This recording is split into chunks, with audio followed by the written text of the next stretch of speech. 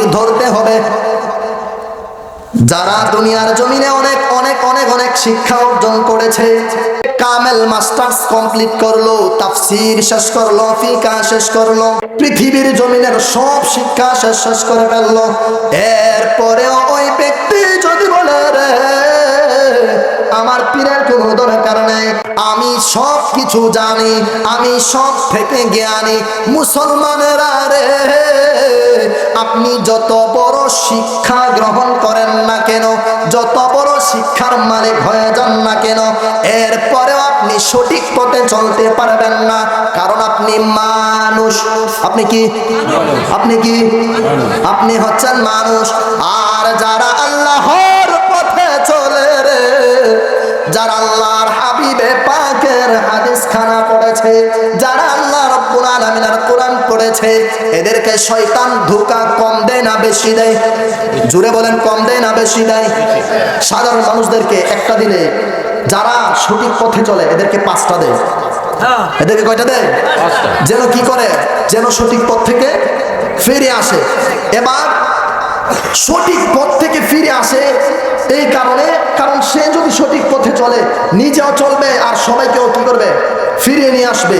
সে চাইবে না আপনি যত বড় আলেম হন, যত বড় শিক্ষক হন না কেন, আপনাকে এরপরেও আপনাকে পীর ধরতে হবে, এরপরেও আপনাকে একজন উস্তাদের হাতে ধরে রাখতে হবে, কারণ আপনি মানুষ, আপনাকে শয়তান ওয়াসওয়াসা দেবে, আপনি ফেরেশতা না, আপনাকে শয়তান যখন ওয়াসওয়াসা দেবে আপনি কোনো আমল করতে পারবেন না, আপনার আখলাক ঠিক থাকবে না, আপনার চরিত্র ঠিক থাকবে না, কারণ শয়তান ওয়াসওয়াসা দিয়ে আপনার চরিত্রকে নষ্ট করে ফেলবে, আপনার ইলমকে নষ্ট করে ফেলবে, আপনার আখলাককে নষ্ট করে ফেলবে। এই কারণেই আপনি যখন আল্লাহর আউলিয়াদের সহবতে যাবেন, আপনি যখন আল্লাহর আউলিয়াদের খেদমতে যাবেন, আপনি যখন আল্লাহর আউলিয়াদের কদমে লুটে পড়বেন, যখন আপনি আল্লাহর আউলিয়াদের নেক নজরে থাকবেন, তখন দেখবেন আপনাকে শয়তান ওয়াসওয়াসা দিতে পারবে না। বলে কেন পারবে না? কারণ আপনি না আল্লাহর আউলিয়ার কাছে গিয়েছেন। কার কাছে? জোরে বলেন, কার কাছে? আপনি গিয়েছেন তো আল্লাহর আউলিয়ার কাছে। আর যদি সত্যিকারের আল্লাহর আউলিয়ার হাতটা ধরে ফেলেন, তাহলে আপনার সেই আল্লাহর আউলিয়া কখনোই তিনার মুরিদকে, তিনার ভক্তকে কখনোই শয়তানের ওয়াসওয়াসায় রাখবেন না। আচ্ছা, আমি অনেক বড় তাফসীর কারক, অনেক বড় ইলম অর্জনকারক, আমি অনেক বড় আলেম, অনেক বড় মুফতি, অনেক বড় মুহাদ্দিস, অনেক বড় মুফাসসির, এখন আমাকে যখন শয়তান ওয়াসওয়াসা দেবে, আমি তো কোনো, আমার আখলাক ঠিক থাকবে না, আমার আমল ঠিক থাকবে না, আমি আমলই করতে পারবো না। এজন্যে আপনি যখন, আমি যখন আল্লাহর কোনো আউলিয়া, আল্লাহর কোনো ওলির সহবতে থাকবো, আল্লাহর ওলিদের সহবতে গেলে শয়তান আমাদেরকে ওয়াসওয়াসা দিতে পারবে না। কেননা আল্লাহর আউলিয়ারা তো আল্লাহর কাছে ফরিয়াদ করবে, আল্লাহ আমার ওই মুরিদটাকে, আমার সেই ভক্তটাকে আল্লাহ গো, তাকে শয়তানের ধোঁকা থেকে হেফাজত করো, আল্লাহ গো তাকে শয়তানের ওয়াসওয়াসা থেকে হেফাজত করো। আমি হলাম সাধারণ, আপনি হলেন সাধারণ, আর তিনি হচ্ছেন আল্লাহর আউলিয়া। তারা আল্লাহর আউলিয়া। আমি যদি আল্লাহকে একবার ডাক দিই আল্লাহ, আল্লাহ রাব্বুল আলামিন শুনতে পারে, নাও শুনতে পারে, কিন্তু আল্লাহর আউলিয়ারা যখন ডাক দেবে গফুর রহিম নাম তোমার আল্লাহু আল্লাহু আল্লাহু রহমানু। জবানটা খুলে দিয়ে বলেন আল্লাহ ডাকেন, আল্লাহ ডাকেন। নাম তোমার আল্লাহু আল্লাহু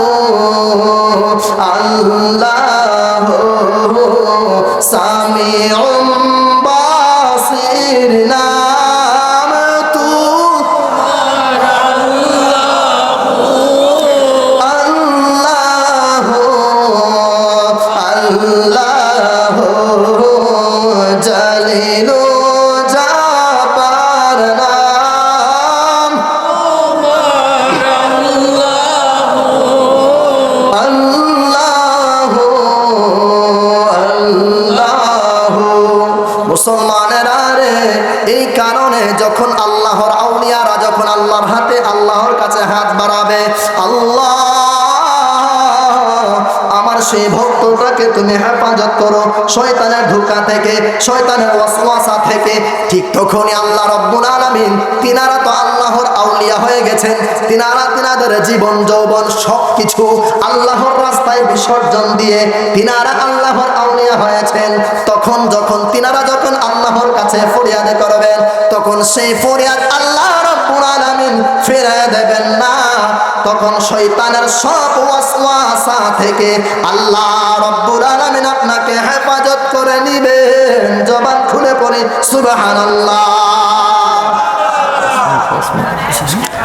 এজন্য আল্লাহর আউলিয়াদের দরবারে যাওয়া দরকার আছে না নাই?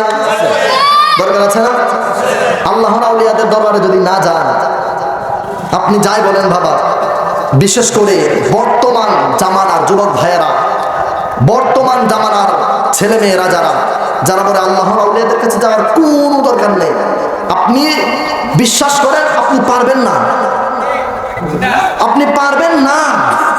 আপনি বলছেন না, আপনি আপনার প্রিয় হুজুরদের ওয়াজে শুনছেন না যে পীরের কাছে যেতে হবে না, আউলিয়া কেরামের কাছে যেতে হবে না।